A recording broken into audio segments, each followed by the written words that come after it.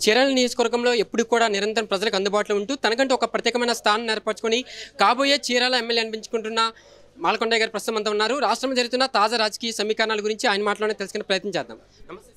నమస్తే. చెప్పండి, చీరాల నియోజకవర్గంలో చాలా ఆదరణ పొందుతున్నారు. ప్రజల నుంచి, ప్రతి ఒక్క ప్రజల నుంచి కూడా మీరు విశేష స్పందన వస్తుంది. కాబోయే ఎమ్మెల్యే మాలకొండయ్య గారు అంటే ఏం చెప్తారు? దీనంతటికీ కారణం చీరాల్లో ఉన్నటువంటి తెలుగుదేశం పార్టీ క్యాడర్. ప్రధానంగా తెలుగుదేశం పార్టీ ఈ 5 సంవత్సరాల్లో జగన్మోహన్ రెడ్డి గారు చేసిన పనికి, అంతకుముందు తెలుగుదేశం పార్టీ చేసిన పనికి వ్యత్యాసాన్ని మేము కానీ మా క్యాడర్ కానీ ప్రత్యేకంగా ప్రజలందరికీ తెలియజేస్తున్నాం. అక్కడే సగం ప్రయారిటీ వచ్చింది మాకు.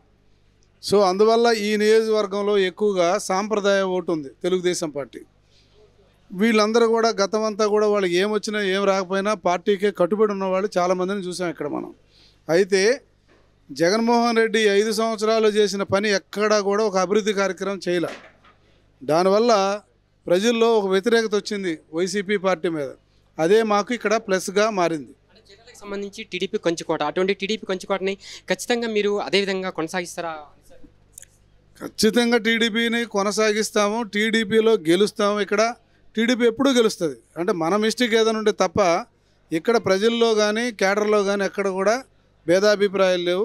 తెలుగుదేశం పార్టీ గెలవడానికి అన్ని రకాల అనుకూలమైన వాతావరణం ఇక్కడ ఉంది. చాలా చోట్ల నియోజకవర్గాల్లో అధికార పార్టీ నాయకులు చాలా విస్తృతంగా పర్యటిస్తున్నారు. ఇక్కడ మాత్రం చీరాలలో టీడీపీ మీకు చాలా ఆదరణ అయితే వస్తుంది.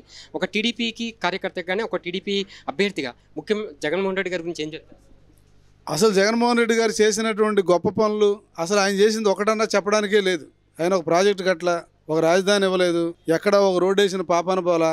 పోనీ ఎవరికన్నా ఒక లోను, ఆయన ఇచ్చిన బీసీ కార్పొరేషన్లు 56 కార్పొరేషన్ ఇచ్చాడు. పట్టుమని ఒక 1000 రూపాయలు ఎవరికి లోన్ ఇవ్వాలా. ఏ వర్గాలకి కూడా ఆయన చేసింది ఏముంది?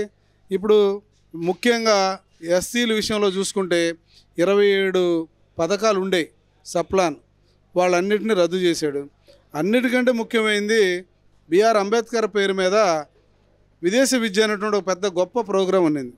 దాన్ని తుంగలో తొక్కేసి ఆంధ్ర రాష్ట్రంలో ఉన్నటువంటి మొత్తం ఎస్సీల కోసం, లేకపోతే మాలాగా బిఆర్ అంబేద్కర్ని అభిమానించే మా కోసం ఏం చేశాడంటే బందర్ రోడ్లో ఒక స్టాచ్యూ కట్టాడు. ఓరే మీరు అందరూ ఇది చూసుకొని బతకండి రా బాబు, మీకేం అవసరం లేదు, మేము ఇంతకంటే గొప్పగా ఇచ్చేదేం లేదు అని స్టాచ్యూ ఇచ్చాడు. స్టాచ్యూ ఇస్తే ఆనందపడతాం, మంచిదే. కానీ మా యొక్క బలహీన వర్గాలకి ప్రజలకి నువ్వు ఇచ్చినటువంటి ఏదైతే విదేశీ విద్య ఏమైపోతాం, అది చూపించావు మాకు, నువ్వేం చేయగలిగావు ఇక్కడ. కాబట్టి మీరు చేసే దాంట్లో ఎక్కడ కూడా అంటే మీకు ఇదిగో ఈ పని చేశాను నేను క్లారిటీ అని చెప్పడానికి ఏదీ లేదు. మీరు అనుకున్న మద్యపాన నిషేధం, మీరు 9 సార్లు కరెంట్ రేటు పెంచుతారు, 3 సార్లు ఆర్టీసీ రేట్లు పెంచారు, అన్ని రేట్లు పెంచారు. పెంచిన తర్వాత ప్రజల్లో ఏమైంది? మీరు ఇచ్చిన డబ్బులు ఒక పక్క ఇస్తున్నారు, ఒక చేత్తో ఇస్తున్నారు, ఇంకో చేత్తో లాక్కున్నారు. ఇవాళ పెన్షన్ ఉంది. పెన్షన్కి అనేక రకరకాల కారణాల వల్ల మేము 2014 నుంచి 2019 వరకు 16 లక్షల మందికి మేము పెన్షన్లు ఇచ్చాము. ఇప్పుడు అది మేము 16 లక్షల మందికి ఇస్తే ఇవాళ అది 9 లక్షల మందికి ఆయన ఇవాళ ఇస్తున్నాడు. ఏమైపోయినట్టు 7 లక్షలు అంటే ఏం చేశాడు?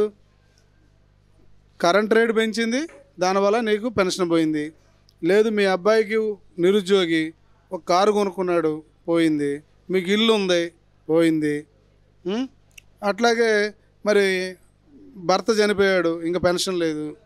ఈ రకంగా అన్ని రకాలుగా పెన్షన్స్ వాళ్ళని కూడా నష్టపరిచాడు.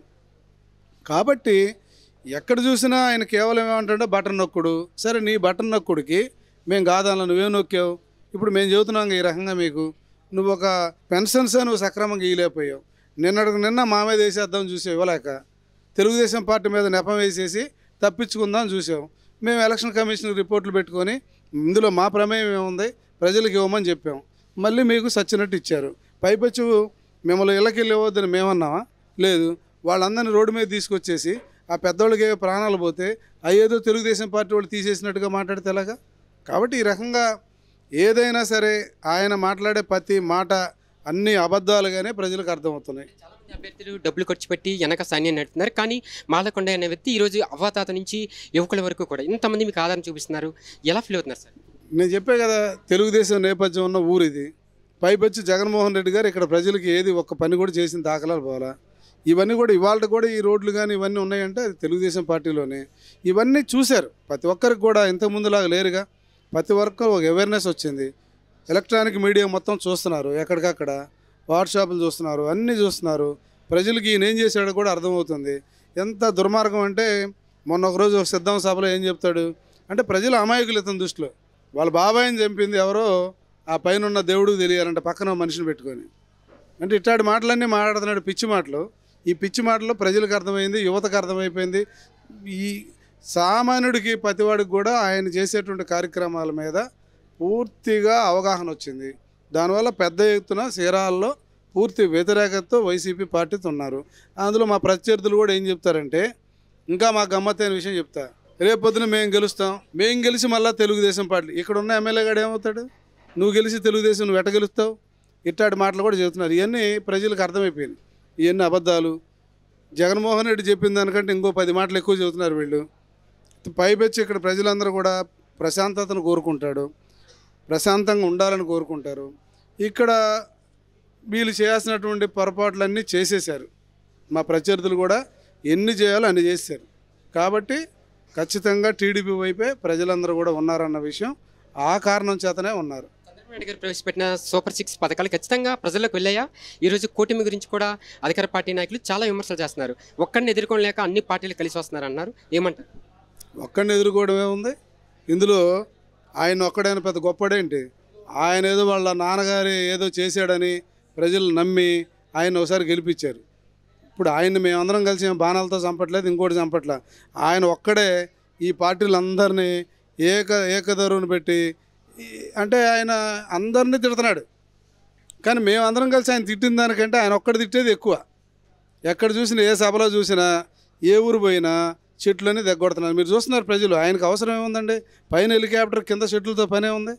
ఏమన్నా కింద నుంచి ఏమైనా రోడ్డు మీద కానీ హెలికాప్టర్ కానీ నడిచే తట్టుకుంటే రెక్కలు తగులుతేనే పగలగొట్టచ్చు.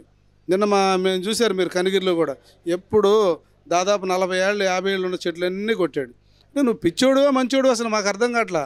మాకే అర్థం కావట్లేదు, రాష్ట్ర ప్రజలకి ఇంకెట్లా అర్థం అవుతుంది? నువ్వు పైన వెళ్ళేదానికి కింద చెట్లతో నీకేం పని? అంటే చెట్లు మధ్యలో నుంచి కాలుస్తారని నిన్నేమన్నా కాల్చాలనుకుంటే ఎక్కడైనా కాలుస్తారు. లోకేష్ గారి గురించి టీడీపీ అభ్యర్థిగా ఏం చెప్పారు అంటే, యువగలం పాదయాత్రకు ముందు, యువగలం పాదయాత్ర తర్వాత లోకేష్ని మీరు గమనించిన అంశాలు ఏంటి? ఈరోజు రేపు టీడీపీ పార్టీ అధికారంలోకి వస్తే మీ ప్రమేయం కానీ అసలు ఎలా ఉండబోతుంది టోటల్గా టీడీపీ యొక్క లోకేష్ గారి గురించి చెప్పాలంటే, లోకేష్ గారు రావడే మంత్రి అయ్యాడు. దానివల్ల ప్రజలకు అంత దగ్గరగా లేడు. ఈ పాదయాత్ర వల్ల ఏమైందంటే, ఈ పాదయాత్ర చేసిన సందర్భంలో పెద్ద ఎత్తున ప్రజల మధ్య నడిచాడు. ప్రజల యొక్క కష్ట నష్టాలన్నీ తెలుసుకున్నాడు. ఒక గొప్ప నాయకుడిలా తయారయ్యేది మా ఉద్దేశం. మా పార్టీకి కూడా ఒక భవిష్యత్తు నాయకుడనే మేము చెబుతాం. చాలా చక్కగా అన్ని విషయాలు, అన్ని వర్గాల వాళ్ళ యొక్క సమస్యలన్నిటిని నేర్చుకున్నాడు.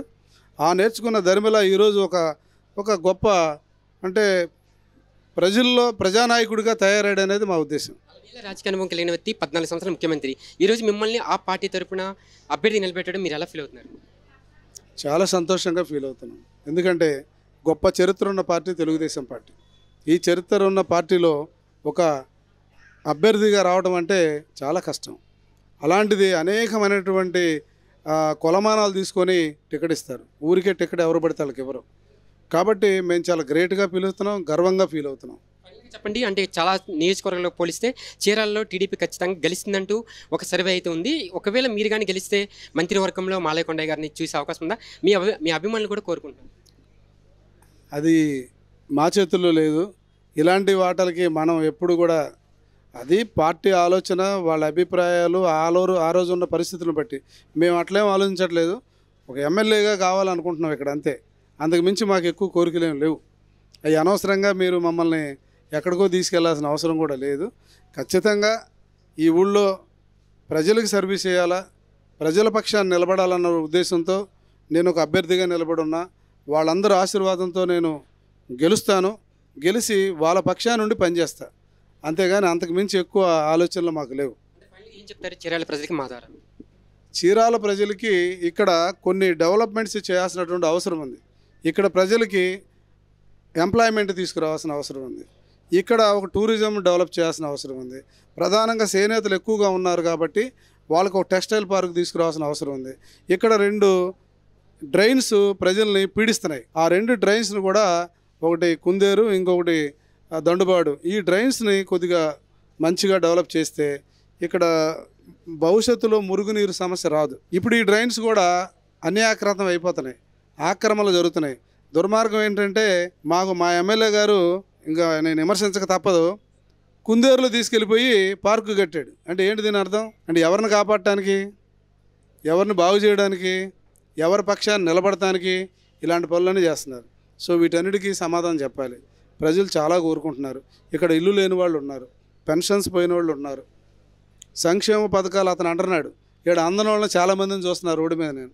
సో ఈ సంక్షేమ పథకాలన్నిటికీ కూడా ప్రజలకు నేను అందుబాటులో ఉండాలి. వాళ్ళకి నేను చేయాల్సిన పనులు చాలా ఉన్నాయి. నేను వచ్చింది కేవలం సర్వీస్ చేయడానికే. ఇక్కడ ఉన్నటువంటి గనులు, లేకపోతే ఇసుక, లేకపోతే మైనింగు, ఇక్కడ నుంచి ఎత్తుపడడానికి నేను రాలా. సో ఖచ్చితంగా ఈ పేద ప్రజల పక్షాన్ని నేను ఉండి వీళ్ళకి సర్వీస్ చేయాలన్న ఉద్దేశంతో నా వ్యాపారాలు కూడా పక్కన పెట్టి నేను వచ్చాను. సో ప్రజలకు సేవ చేయడానికే నేను సిద్ధంగా ఉన్నాను.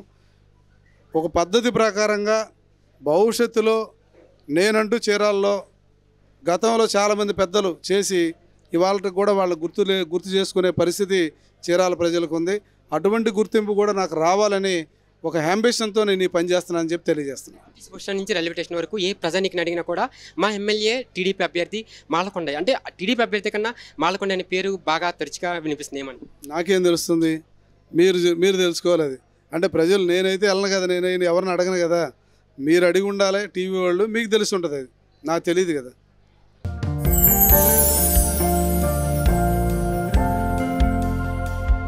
లవ్, ఈ అందమైన 4 అక్షరాల బారిన పడని మనిషి ఉండరు, మనసు ఉండదు.